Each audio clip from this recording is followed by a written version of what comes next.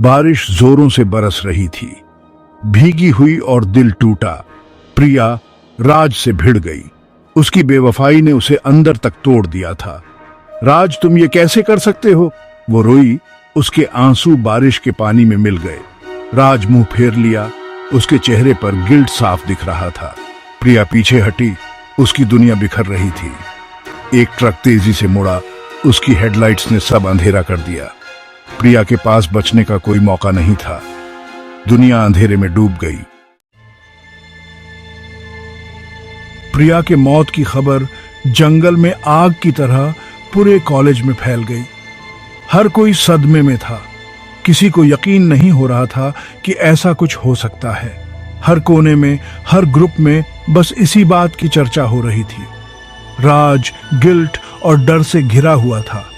वो कहीं भी उन बातों से बच नहीं पा रहा था। उसकी आंखों में हर वक्त एक अजीब सी बेचैनी थी। वो खुद को हर जगह प्रिया की यादों से घिरा हुआ महसूस कर रहा था। जिस रात प्रिया मरी थी, वो दूसरी लड़की नेहा के साथ था। उस रात की हर बात उसके दिमाग में बार बार घूम रही थी। नेहा के साथ बिताए हुए पल अब उसे बोझ लगने लगे थे। अब उसे हर परछाई में प्रिया की आंखें दिखाई देती थीं। हर हवा के झोंके में उसकी सिसकियां सुनाई देती थीं। उसे ऐसा लगता था जैसे प्रिया की आत्मा उसे हर वक्त देख रही हो, उसे सजा देने के लिए। एक शाम किसी अनजानी ताकत ने उसे खींचते हुए एक्सीडेंट वाली जगह पर पहुंचा दिया। वो जगह जहां प्रिया की मौत हुई थी अब उसे और भी डरावनी लगने लगी थी। वहां छोटी सी भीड़ जमा थी। लोग प्रिया की याद में मोमबत्तियां जला रहे थे। उसकी आत्मा की शांति के लिए प्रार्थना कर रहे थे। टिमटिमाती मोमबत्तियों और फूलों के बीच उसने देखा प्रिया का नेकलेस स्ट्रीट लाइट के नीचे चमक रहा था। वो नेकलेस जो उसने प्रिया को गिफ्ट किया था अब उसे उसकी गलती का एहसास दिला रहा था।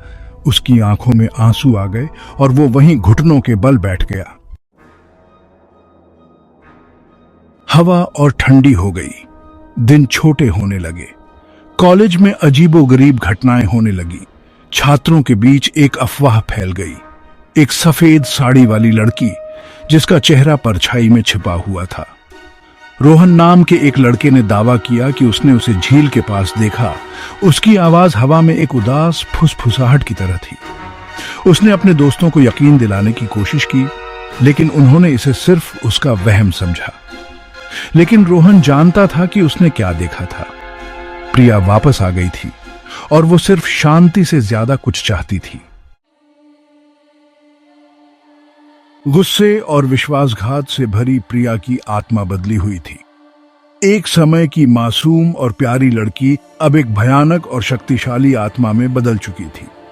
उसकी आंखों में अब केवल गुस्सा और दर्द था, जो उसकी आत्मा को जलाने के लिए काफी था। प्यार करने वाली प्रेमिका अब नहीं रही थी। उसकी जगह एक ऐसी आत्मा ने ले ली थी जो केवल बदला चाहती थी। उसका दिल टूट चुका था और उस टूटे दिल ने उसे एक भयानक रूप दे दिया था। उसकी जगह एक ताकतवर हस्ती थी। उसका दिल एक ठंडा अंधेरा गड्ढा बन चुका था। अब उसमें कोई भावना नहीं बची थी। केवल एक अंधेरा और ठंडा खालीपन था जो उसे और भी शक्तिशाली बना रहा था। वो कॉलेज के मैदान में घूमती रही, अदृश्य, अनसुनी, सिवाय उनके जो उसने खुद को दिखाने के लिए चुने थे। उसकी उपस्थिति एक रहस्य थी, एक डरावनी कहानी जो हर किसी के दिल में डर पैदा कर देती थी। उनका डर ही उसकी खुराक थी, उनका आतंक ही उसका बदला। जितना ज्यादा लोग उससे डरते थे, उतनी ही ज्यादा उसकी शक्ति बढ़ती जाती थी। वह उनके डर से ताकतवर होती जा रही थी। वो उनसे बदला लेगी, उन्हें उस दर्द का एहसास कराएगी जो उन्होंने उसे दिया था। उसकी आत्मा में अब केवल बदले की आग जल रही थी और वह किसी भी कीमत पर उसे पूरा करने के लिए तैयार थी। इसकी शुरुआत फुसफुसाहट से हुई, कुछ पलों के लिए दिखाई देने से, लेकिन जल्द ही यह कुछ और भयानक रूप ले लेगा। उसकी उपस्थिति अब केवल एक चेतावनी थी, एक संकेत कि कुछ भयानक होने वाला है।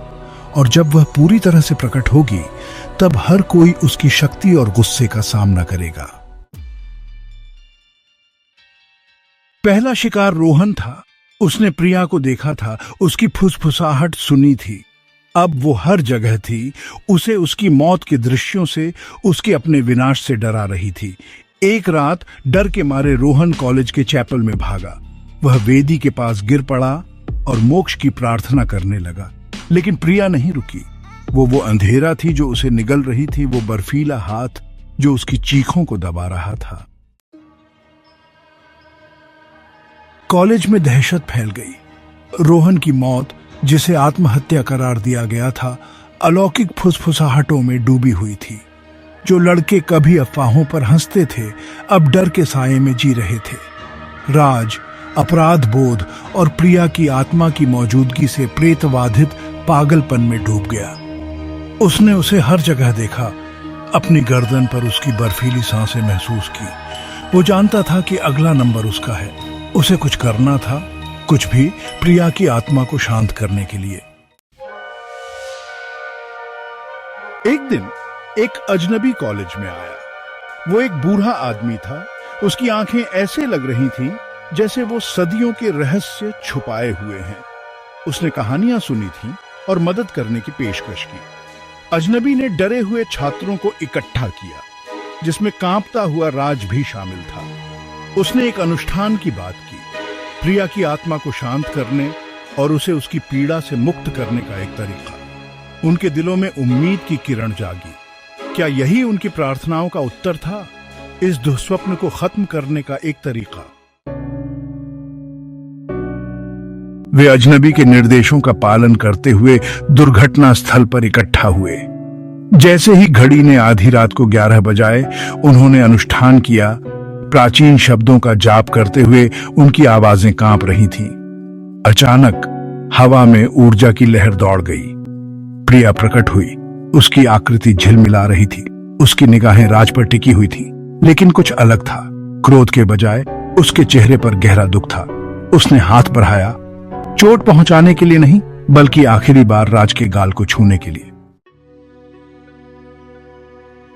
अगली सुबह अजनबी चला गया था, लेकिन उसकी छाया अभी भी उस गली में मंडरा रही थी, जैसे वह कभी गया ही ना हो।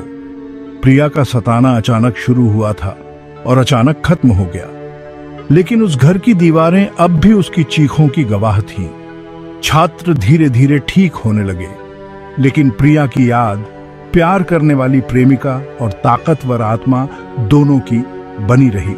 उसके दोस्तों ने उसे कभी नहीं भुलाया और उसकी यादें उनके दिलों में हमेशा जीवित रहीं। राज, जो हमेशा के लिए इस अनुभव से चिह्नित हो गया, ने अपना जीवन दान पुण्य के लिए समर्पित कर दिया, ताकि वह अपने अतीत के पापों का प्रायश्चित कर सके। वह हर दिन दूसरों की मदद करने के लिए नए तरीके खोजता रहा। अपने अतीत के लिए प्रायश्चित की तलाश में वह अक्सर मंदिरों में जाकर प्रार्थना करता और प्रिया की पुरानी तस्वीरों को देखता, ये सोचते हुए कि क्या वह कभी उसे माफ कर पाएगी। और हालांकि प्रिया की आत्मा को शांति मिल गई, उसकी कब्र पर फूल और मोमबत्तियां हमेशा जलती रहीं, जैसे कि वह कभी भी भुलाई नहीं जा सकती। कुछ लोगों ने फुसफुसाया कि तूफानी रातों में, जब हवाएं तेज चलती हैं और बिजली चमकती है, आप अभी भी हवा में उसके दर्द भरे रोने की आवाज सुन सकते हैं, जैसे वह अब भी अपने दर्द और पीड़ा को व्यक्त कर रही हो। एक याद दिलाते हुए कि कुछ विश्वासघात कभी नहीं भूले जाते।